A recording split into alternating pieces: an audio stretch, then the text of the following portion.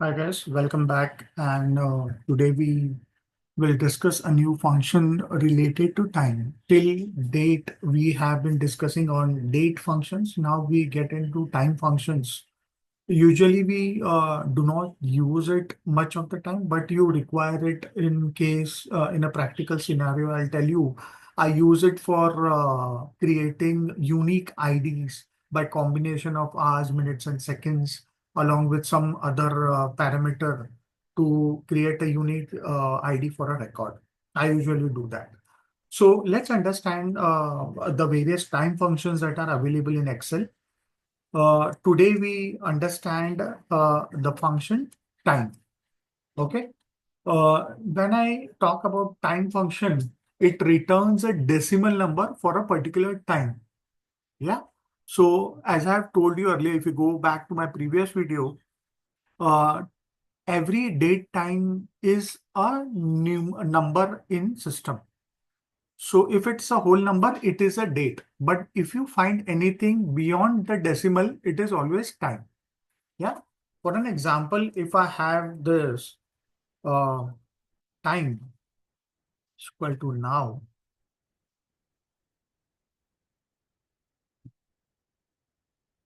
yeah. So we have this date and time. Now, if I convert it to a number, you will get it in a decimal value. So you see this?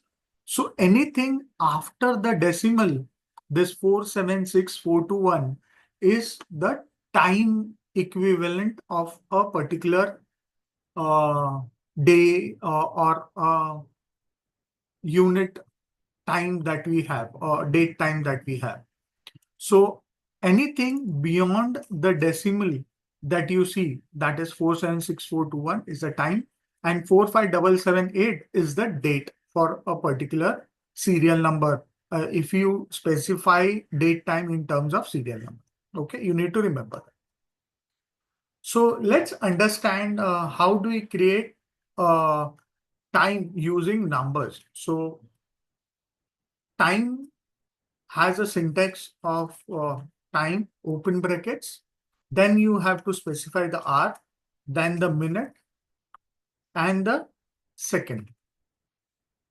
Yeah, so this is a normal scenario of a date time function. So suppose I have this as 15, the hour as 15, 45 as minutes, and 59 as seconds. So in a simple way, if I try to write time here, yeah, and take 15 as the hour, minute, then you have to specify the minute, and then the seconds. It gives you 3:45 p.m. Yeah, because after 12, that's noon, p.m. starts, right? So 3 hours, that's 15. It's 3:45 p.m. Yeah. Now I can use this in a different format. I can just format it to show me the time. Yeah, this way. Or I can have the simple time in a format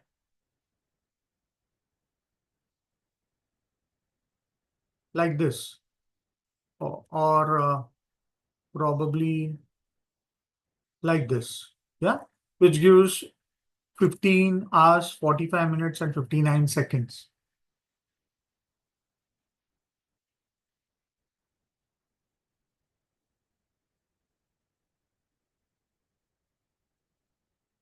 Now I can have, if you want to see the serial number of this time, you will let me convert it to number. You'll find it is giving me everything after the decimal. As I told you earlier, anything after the decimal is the time. So since we have not specified the date, it is giving me 0 as the date. Yeah. So you need to remember when you are converting a particular time into serial number, it will always come in the form of decimal. So the decimal returned by a time is a value ranging from 0, yeah, 0 to 0.999888426. So it may go to 0.999 88426. Yeah. That represents the time from zero. So what zero does is, suppose I have, let's see what it gives here. Can see this? This is 12 a.m. at midnight. Yeah. Now, if I specify as 0.9988426, now this would be 11:59. That's 11:59 p.m. and 59 seconds at night. So let me convert it into time by copying the formatting. You see this 11:58.20 or something like that. Yeah, it could get into a decimal, but that's what I wanted to show you. So I took a random number and showed you this particular. So what you need to remember is every decimal that you put as a serial number into a time function, it will give you a particular time for that particular day. Yeah. Now, suppose I specify this as 25.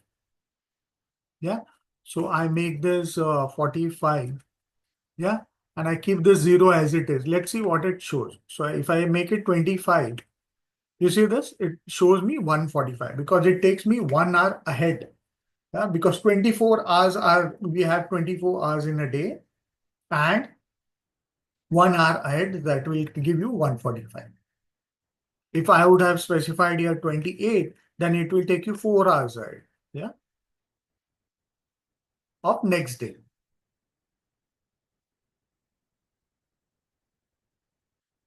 Okay. Now, if I say 25, but I specify this as -5, it will take me 5 minutes behind. So it will take me to 24:55. Yeah, you see this? Let me make it 24. So you understand 23. Yeah. So it is 10. Actually, it is, I'll show you, it is 23 means 11:55 p.m. Yeah. So if I say -5, it's taking me, it is deducting 5 minutes from my hours and giving me the time. But if I try to do it for the hours, let's see if I make this as -5, -24, it will not work. It will give me an error. Yeah, so you cannot have negative numbers for hours. Also, you cannot have number names as your input to the time function. Okay, so these are don'ts while you're using the time function. Yeah.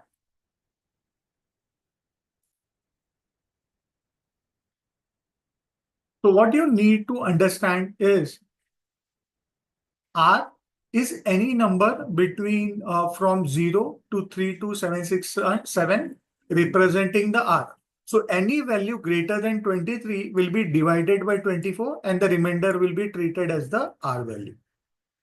Okay. Same for minutes. So if you have number from 0 to 3276 representing the minute, any value greater than 59 will be converted to hours and minutes. So it will divide the entire 326, any number that you specify. If it is more than 59, will be divided by 59, as I showed you earlier. So if I specify the number as 50 in hours, it will divide it by number of. So if I divide this by 24, oh, sorry. So you get 2 hours. So that's what we got here. It will not consider the decimal. Yeah. Same way, if I had 150 for minutes, it would have given you 30 minutes because it is dividing the minutes. Yeah, this is dividing by 15. Yeah, that's 30. So you need to be careful while you are trying to add anything more than the specified limit of a date, time, the hours, minute, or seconds.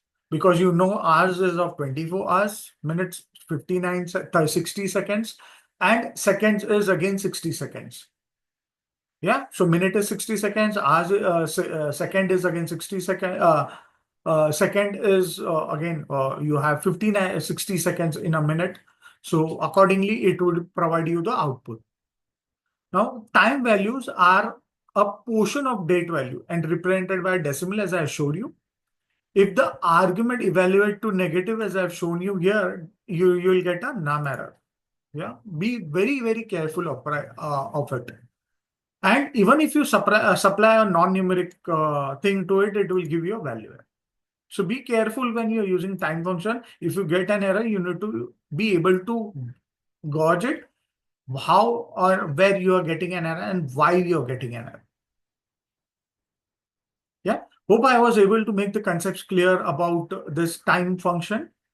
Hope you like this video. Do like it, share it across with your colleagues who like to learn Excel.